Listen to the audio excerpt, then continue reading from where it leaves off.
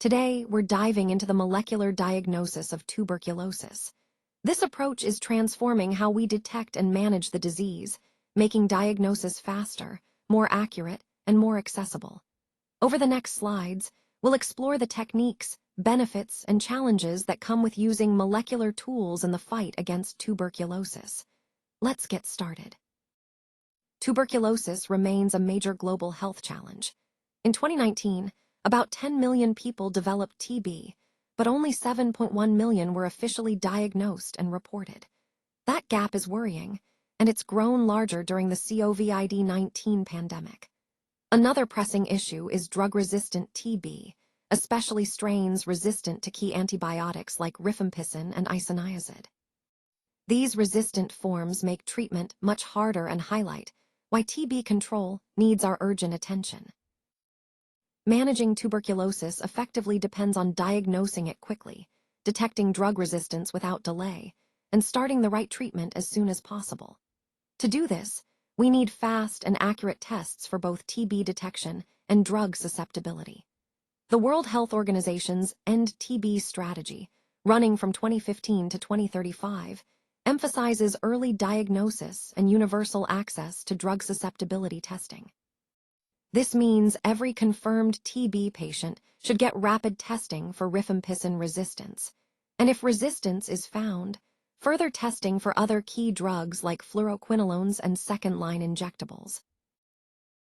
To reach the target set by the End TB strategy, we need fast and accurate tools. That's where molecular WHO-recommended rapid diagnostic tests come in. These newer tests are designed to quickly detect tuberculosis bacteria and any drug resistance. They're sensitive, reliable, and meant to be the first step in diagnosis. In short, MWRDs are changing how we identify TB, making diagnosis faster and treatment more effective. Let's take a closer look at the molecular tests used to detect tuberculosis and drug resistance. We have established tests like Expert MTB RIF Ultra from the USA, TrueNet from India, and TB-LAMP from Japan. These are well known. But there's also a new group of automated tests, moderate complexity NAATs. They don't just find TB and rifampicin resistance, they also detect isoniazid resistance. 4 key products fall into this category, from companies like Abbott, BD, Hain, and Roche. These tools are shaping the future of TB diagnosis. Let's talk about line probe assays, or LPAs, which are key tools for detecting resistance to important tuberculosis drugs. These tests identify resistance to rifampicin and isoniazid, as well as fluoroquinolones and second-line injectable agents. 2 new classes of follow-on tests have been added recently. One is a low-complexity automated test that detects resistance to multiple drugs, including isoniazid and fluoroquinolones.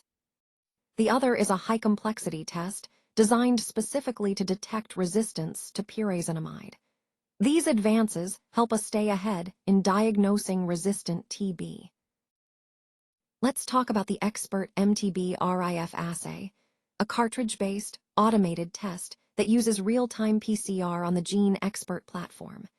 It identifies the tuberculosis complex and mutations linked to rifampicin resistance directly from sputum samples, all in under 2 hours. Building on this, the Expert Ultra assay was developed to boost sensitivity and reliability using the same platform. Both tests play a crucial role in quickly diagnosing TB and detecting drug resistance, which is vital for effective treatment. To boost sensitivity, Expert Ultra targets 2 multi-copy sequences, IS6110 and IS1081, and uses a larger PCR chamber. This means it can detect much lower bacterial loads, as few as 16 colony-forming units per milliliter, compared to 131 with the older test. When bacteria are extremely scarce, it may report a trace result, which doesn't provide information on rifampicin resistance. Another key upgrade is the use of melting temperature analysis, which helps us better identify mutations that cause resistance. The World Health Organization recommends using the Expert MTB RIF or Expert Ultra test in several key situations. For adults showing signs of pulmonary TB, this test should be the first step, replacing traditional smear microscopy and culture methods. The same goes for children, where samples can come from sputum, gastric or nasopharyngeal aspirates, or even stool.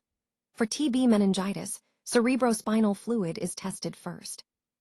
And for extrapulmonary TB, the test can be used on various fluid or tissue samples, offering a faster, more accurate diagnosis. When it comes to diagnosing extrapulmonary TB in both adults and children, we rely on the expert MTB-RIF test to detect rifampicin resistance. It's preferred over traditional culture and phenotypic drug susceptibility testing. For HIV-positive patients showing signs of disseminated TB, expert MTB-RIF can also be used on blood samples to help confirm the diagnosis. In children with pulmonary TB symptoms, if the initial expert test is negative, but the chance of TB is moderate or high, repeating the test on different samples can improve detection. For lower-risk cases, expert ultra is the recommended choice.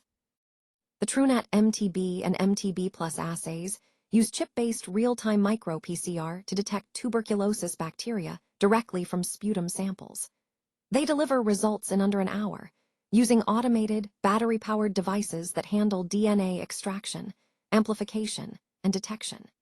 These tests are designed for use in peripheral labs, requiring minimal infrastructure and basic technician skills, though some micropipetting is needed. If the test is positive, the extracted DNA is further analyzed with the MTB-RIF-DX assay to check for rifampicin resistance. The WHO recommends these tests as initial diagnostics for TB and drug resistance in both adults and children. Let's talk about moderate complexity automated NAATs, a class of tests that bring speed and accuracy to detecting pulmonary tuberculosis from respiratory samples. These tests don't just find TB, they also spot resistance to key drugs like rifampicin and isoniazid. They're simpler to run than older methods and mostly automated after sample prep. Designed for high-volume labs, they're ideal where TB is common or populations are dense. Plus, many labs already use these platforms for other diseases, making it easier to add TB testing into the mix. A brief transitional moment here as we move between sections of the presentation. Let's continue forward to the next topic, which we'll explore in more depth. The TB-LAMP assay is a tool designed to detect tuberculosis bacteria directly from sputum samples. It's a manual test that delivers results in under an hour. What's great is that it doesn't need complex machines, so it can be used in smaller health centers. It requires the same safety precautions as sputum smear microscopy. Right now, it's mainly used for initial TB diagnosis, but it doesn't identify drug resistance yet. Let's walk through the three main steps of the TB-LAMP assay. First, sample preparation. Here, bacteria are heat-treated to both inactivate and break them open, releasing their DNA. Next comes amplification.